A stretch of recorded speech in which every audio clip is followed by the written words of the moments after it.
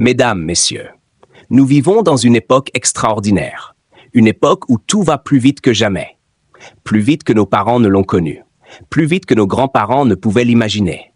Les messages arrivent instantanément, les demandes se multiplient, les opportunités apparaissent partout. Mais avec cette accélération du monde, une chose étrange s'est produite. Nous avons appris à dire oui à tout, sauf à nous-mêmes. Oui aux obligations. Oui aux attentes des autres. Oui aux responsabilités qui s'accumulent. Et parfois, sans même nous en rendre compte, nous finissons par vivre une vie qui ressemble davantage à une liste de demandes des autres qu'à un véritable choix personnel. Beaucoup de personnes avancent ainsi pendant des années. Elles sont fatiguées, elles sont débordées. Elles ont l'impression de courir sans arrêt. Mais lorsqu'on leur demande pourquoi elles acceptent autant de choses, elles répondent souvent « Je n'ai pas vraiment le choix ».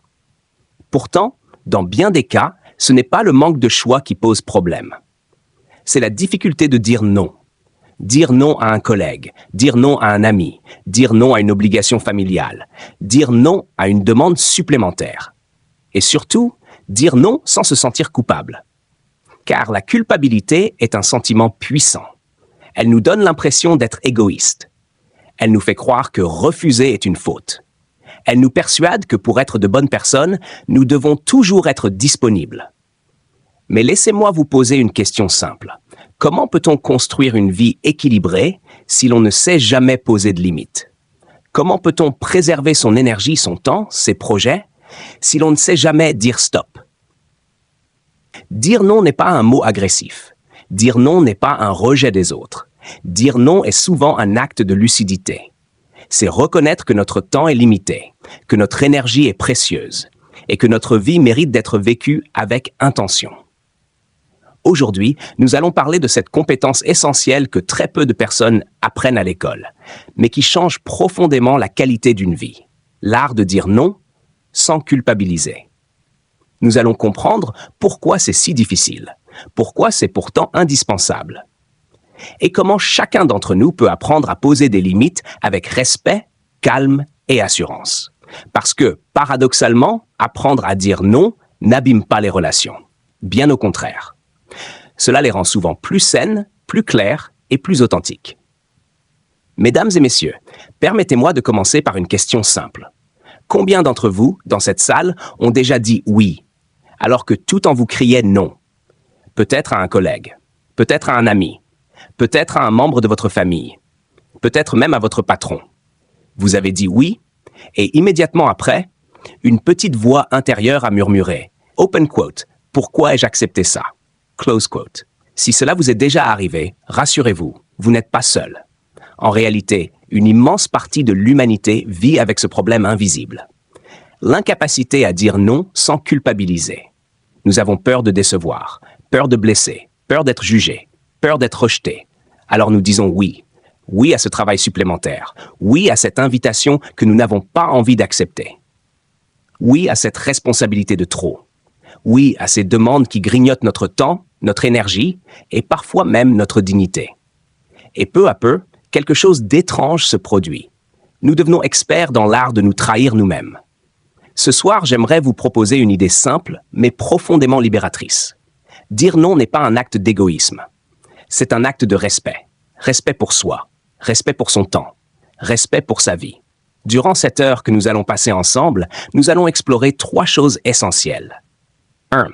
Pourquoi il est si difficile de dire non? 2. Pourquoi apprendre à dire non est vital pour notre équilibre? 3. Comment dire non sans culpabiliser?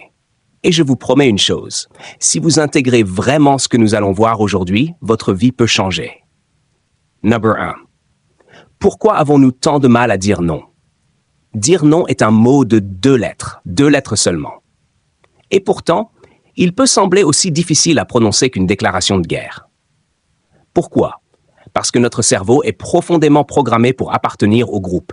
Pendant des milliers d'années, l'être humain survivait grâce à la tribu. Être rejeté du groupe signifiait souvent mourir. Alors notre cerveau a développé une stratégie simple. Ne déplaie pas, ne dérange pas, ne refuse pas. Aujourd'hui, nous ne vivons plus dans des tribus primitives. Mais notre cerveau, lui, n'a pas évolué aussi vite que notre société. Résultat, dire non déclenche une peur primitive. peur d'être rejeté, peur de créer un conflit, peur de ne plus être aimé. Et cette peur est si forte que nous faisons parfois quelque chose d'absurde. Nous préférons nous faire du mal à nous-mêmes, plutôt que risquer de déplaire aux autres. Numéro 2. Le piège du gentil syndrome. Beaucoup de personnes dans cette salle ont probablement été élevées avec cette idée. Sois gentil. Être gentil est une belle qualité. Mais il existe une confusion dangereuse entre gentillesse et soumission. La gentillesse dit, open quote, « Je respecte les autres ». Close quote. La soumission dit, open quote, « Les autres passent toujours avant moi ». Close quote. Et lorsque nous confondons les deux, nous tombons dans ce que j'appelle le piège du oui automatique. Le oui automatique ressemble à cela. Quelqu'un demande un service. Vous n'avez ni le temps, ni l'énergie, ni l'envie. Mais vous dites oui, bien sûr. Puis vous rentrez chez vous, fatigué, frustré, parfois même en colère. Et la personne qui vous a demandé ce service, elle pense simplement, open quote, super, il a accepté. Close quote. Elle n'imagine même pas que vous avez sacrifié votre soirée, votre repos ou votre sérénité. Pourquoi? Parce que vous n'avez jamais dit non. Numéro 3. Chaque oui est un non déguisé. Voici une vérité que peu de gens réalisent. Chaque fois que vous dites oui à quelque chose, vous dites non à autre chose. Oui à une réunion inutile, non à votre famille. Oui à un projet de trop, non à votre santé. Oui à une demande excessive, non à votre repos. Votre temps est limité, votre énergie est limitée, votre vie est limitée. Alors la question devient, qui décide de l'utiliser, vous ou les autres? Numéro 4. Pourquoi dire non est un acte de courage?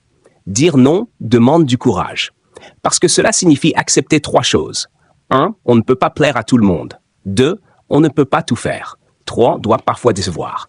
Et je sais que cette idée peut déranger. Mais écoutez bien ceci.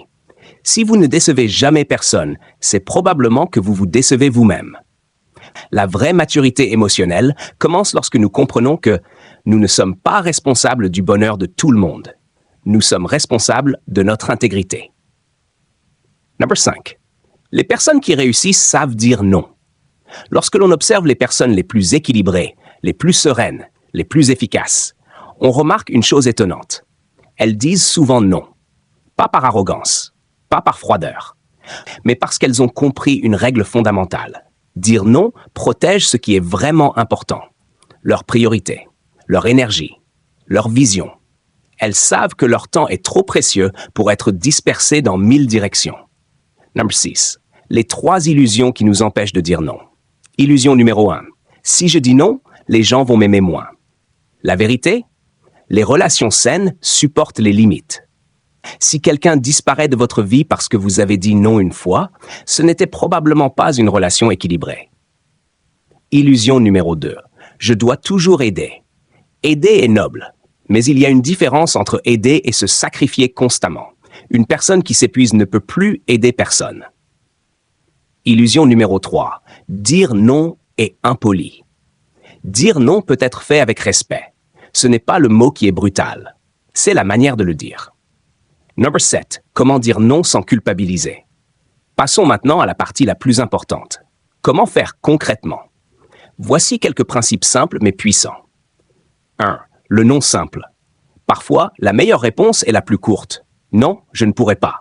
Pas d'excuses interminables, pas de justification compliquée, juste la vérité. Code 2. Le non avec reconnaissance. Merci d'avoir pensé à moi, mais je ne pourrai pas. Cette phrase est magique. Elle reconnaît l'autre sans se trahir.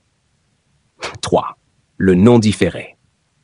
Si vous avez du mal à refuser sur le moment, laisse-moi vérifier mon emploi du temps et je te réponds. Ce temps de réflexion permet souvent d'éviter le oui impulsif. 4. Le non honnête. J'aimerais aider, mais je n'ai pas l'énergie pour le moment. La sincérité est souvent mieux reçue que les excuses inventées. 8. La culpabilité. Un faux signal. Beaucoup de gens pensent que la culpabilité signifie qu'ils ont fait quelque chose de mal. Mais ce n'est pas toujours vrai. La culpabilité peut simplement être le signe que vous changez une habitude. Si vous avez passé 20 ans à toujours dire oui, le premier non sera inconfortable. C'est normal. C'est le muscle de vos limites qui se renforce. Numéro 9. Dire non pour dire oui à sa vie. Imaginez un instant votre vie si vous commenciez à dire non. Non aux obligations inutiles, non aux relations toxiques, non aux demandes abusives, non aux projets qui ne vous ressemblent pas. Que se passerait-il? Vous auriez plus de temps, plus d'énergie, plus de clarté. Et surtout, vous pourriez dire oui à ce qui compte vraiment. Oui à vos passions, oui à votre famille, oui à votre santé, oui à votre liberté. Number 10. Une dernière réflexion. Je voudrais terminer avec une idée simple. Votre vie est comme un jardin. Si vous laissez tout pousser, les mauvaises herbes prennent le dessus. Mais si vous choisissez soigneusement ce que vous laissez entrer, le jardin devient magnifique. Dire non, c'est simplement choisir ce que vous laissez pousser dans votre vie. Conclusion. Alors, la prochaine fois que quelqu'un vous demandera quelque chose, avant de répondre automatiquement « oui », faites une pause. Respirez et posez-vous une seule question. Open quote. Est-ce que ce oui respecte la vie que je veux construire? Close quote. Si la réponse est non, alors vous avez le droit de dire non, sans vous excuser d'exister, sans vous sentir coupable, parce que votre temps est précieux, votre énergie est précieuse, et votre vie mérite d'être vécue avec intention. Mesdames et messieurs, nous arrivons doucement à la fin de cette réflexion. Et si vous deviez retenir une seule idée de tout ce que nous avons partagé aujourd'hui, ce serait peut-être celle-ci. Votre vie mérite des limites. Pendant longtemps, beaucoup d'entre nous ont appris à croire qu'être une bonne personne signifiait être disponible en permanence. Toujours rendre service, toujours accepter, toujours faire passer les autres avant soi. Mais avec le temps, nous découvrons quelque chose d'essentiel. Une personne qui ne protège jamais son temps finit par le perdre. Une personne qui ne protège jamais son énergie finit par s'épuiser. Une personne qui ne protège jamais ses valeurs finit par se perdre. Dire non est donc bien plus qu'un simple refus. C'est une manière de dire « ma vie a de la valeur, mon temps a de l'importance, mes choix comptent ». Et paradoxalement, lorsque nous apprenons à dire non avec respect, il se passe quelque chose d'extraordinaire. Les autres commencent à mieux comprendre nos limites, nos relations deviennent plus équilibrées. Et surtout, nous retrouvons quelque chose que beaucoup de personnes ont perdu. La sensation de diriger leur propre vie. Dire non ne signifie pas fermer son cœur. Dire non signifie simplement choisir avec conscience, choisir ce que l'on accepte, choisir ce que l'on refuse, choisir ce qui mérite notre énergie. Et je voudrais vous laisser avec une dernière image. Imaginez que votre temps soit comme une pièce d'or. Chaque journée vous en offre quelques-unes seulement. À qui allez-vous les donner? À toutes les demandes qui apparaissent ou aux choses qui donnent réellement du sens à votre existence? La prochaine fois qu'une demande se présentera, souvenez-vous, vous avez le droit de réfléchir, vous avez le droit de choisir, et vous avez aussi le droit de dire non. Pas par dureté, pas par égoïsme, mais simplement parce que vous avez compris quelque chose de précieux. Dire non aux autres peut parfois être la plus belle façon de dire oui à sa propre vie. Je vous remercie.